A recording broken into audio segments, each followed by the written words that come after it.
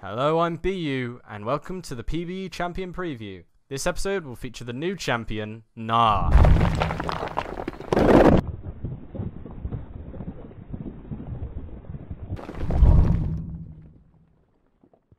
Hello everybody, this is Gnar. Look at him. Look at his adorable little face now. I mean, how can you hate that? I mean, like, it's a mixture between Stitch from Lilo and Stitch and Ratchet and Clank from Ratchet and Clank. How can you hate this guy? And if you aren't sold on his normal cuteness alone, I have one more thing to show you. I don't know what else to say. I'm done here. But in all seriousness, it does look like we have our own new prehistoric Yordle in the Rift. And his abilities are looking pretty damn awesome as things go so far. Even his classifications are so unique. He's a freaking tank marksman top laner with his own resource for his abilities. And speaking of abilities, why don't we just jump right in? Gnar's passive is called Rage Gene. This means that while in combat he'll generate Fury, which is his little resource bar below his health. At maximum Fury, the next ability will transform him into Mega Gnar, granting him increased survivability and access to new spells. This means that his Q, W and E will have secondary effects onto them after he's in Mega Gnar form. Gnar generates Fury in combat by auto-attacking, taking damage, just generally being in combat.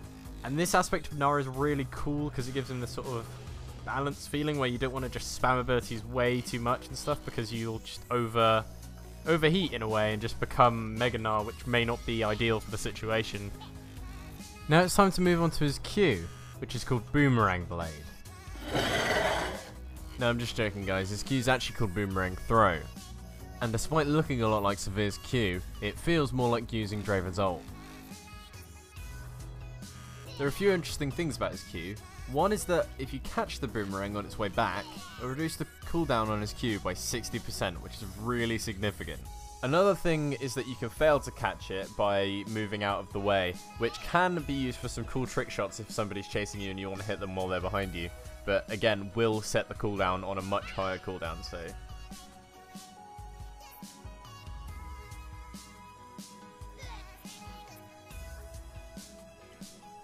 His Q will also only hit units once and won't hit the same unit again on its pass back through. If the Q hits a unit early on, then it won't travel the full distance of the Q, but it'll start to come back to Gnar after it's hit the unit.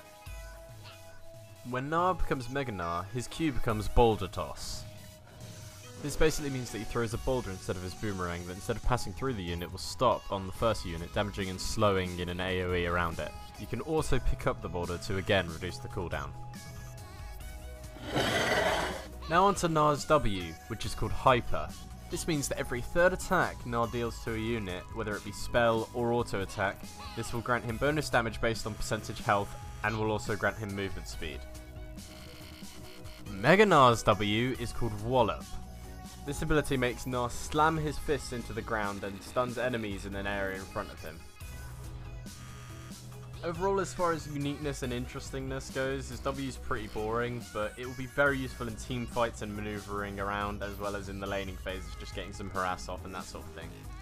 Okay, now we're moving on to what I think is Gnar's most cool ability, which is his E. Gnar's E is called Hop. Gnar leaps to a location and bounces off the head of any unit he travels on. Any unit. This means that this also includes friendly units, like friendly minions and champions. Gnar cannot bounce consecutively and he will only hop once, like on something's head.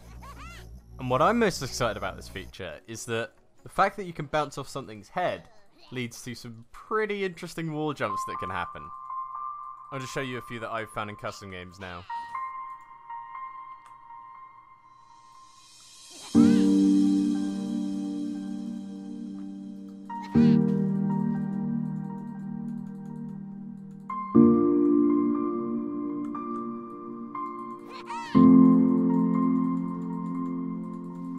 That is so cool. Anyway, moving on to Mega Gnar. His E is called Crunch. And since Mega Gnar is a bit too big to be bouncing around all the time, he just lands on the target, dealing a larger AoE amount of damage to the targets around it. Now we're on to Gnar's ultimate. Gnar's ultimate only actually applies to Mega Gnar, which is basically he claws the ground, pushes all units in an AoE around it in a chosen direction, dealing damage and also slowing the units. If any enemy hits a wall, they're stunned and also take bonus damage, so it'd be good to use this near terrain since you can like push people into walls and do a lot more damage with it. That's about it as far as abilities go. I'm really excited for his E and Q. His W not so much, but it is still a really cool ability. And his ultimate is a bit bland, but in Mega Gnar form you can use it for some awesome plays. The last thing to note in terms of abilities is that the ability you use in between becoming Gnar and Mega Gnar can actually have effects of both. For example, if you use his E in that state, you'll do a bounce on something's head in Mega Gnar form, so you'll do a lot more damage and do a bounce as well. Moving on to tips and tricks. The sorts of items I'd advise you buy on Gnar for laning phase are definitely Trade Force and Bork, since the attack speed will be really good with his W, as well as the Sheen Procs as a ranged champ in the top lane would be literally so insane. As well as making sure to grab some beefiness, since his E does actually stack off Gnar's percentage health, so getting some tankiness will help him out a lot in damage, as well as just being a beefcake jumping into the fight as Mega Gnar. I'm just going to show you guys some cool clips I've got of playing with Gnars, because I've only been able to play Brown with Gnar, since Gnar is just like so heavily picked on PBE right now that I can't actually get a hold of him. I'll try and get some footage out later on. But these are some clips of me playing with Gnar, and just so you guys can sort of see what he's doing on PBE and see like the sort of things that Gnar can pull off. As you can see in this clip, Gnar is starting to build up his Fury into the danger zone, the yellow area of his Fury. So this is very dangerous for LeBlanc, since if he gets a nice engage, like at full Fury, he will be doing a lot of damage. Like right now I would E onto her face, which is what he does, and then just stuns her up immediately and just shreks her down with his CC and damage in the Mega Gnar form.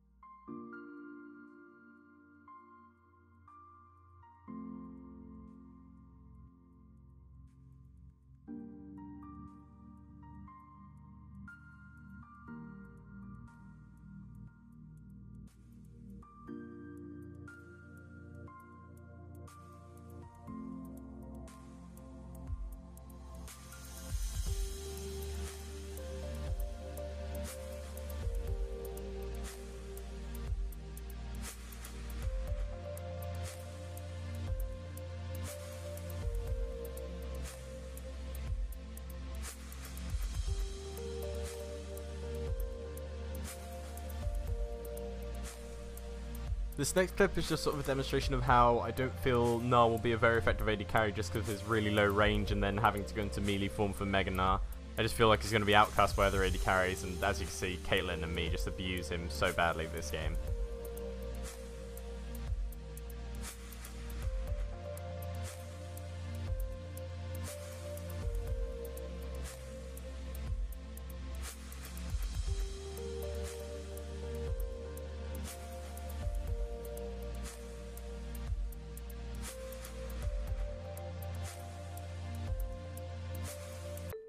Alright, thank you guys for watching. Let me know what you think. Let me know whether you want to see more information on Gnar, more clips, more footage. I can try and get some gameplay videos out if you guys want that.